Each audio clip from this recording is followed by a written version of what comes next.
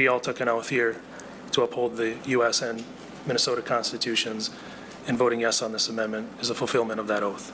Thanks. A1 restores the religious exemption in the Minnesota Human Rights Act that protects religious organizations and faith-based schools against claims of gender identity discrimination. What this new state gender identity mandate is asking of us is to deny the plain facts of what we can see with our own eyes, or face legal penalties for refusing to do so. But biology is not bigotry and should not be characterized as such. To conclude, the removal of the exemption is a tremendous act of hostility to people of faith that makes the mantra of One Minnesota appear to be less about unity and diversity, where all are welcome, and instead one of uniformity and conformity. This guarantee of freedom is a key reason that immigrants who came from around the world are grateful to call America their home. Without this amendment, Islamic religious institutions would be vulnerable to unjustified government interference in their religious mission. That is because Islam recognizes the sex an individual is born with as uniquely created by God.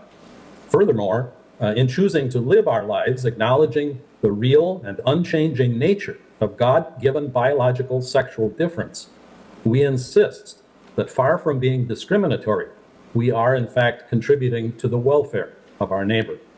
And so I urge you to respect the substantial and unique contributions of the Church to our society by passing the A1 amendment, restoring once again the guarantee of religious liberty to our churches and schools.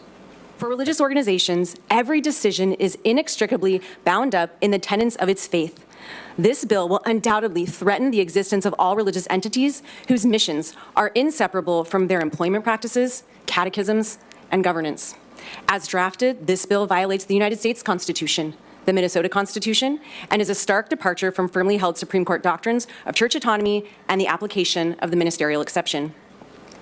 As the United States Supreme Court recognized in Hosanna Tabor and recently reaffirmed in Our Lady of Guadalupe, churches and other religious institutions have the right to decide matters of faith and doctrine without government intrusion. Our law that we have on the books is unconstitutional, and it's not just the U.S. Constitution, it's also our Minnesota Constitution. We all took an oath here to uphold the U.S. and Minnesota constitutions, and voting yes on this amendment is a fulfillment of that oath. Thanks. There being 3 votes in favor and 5 opposed, the amendment is not adopted.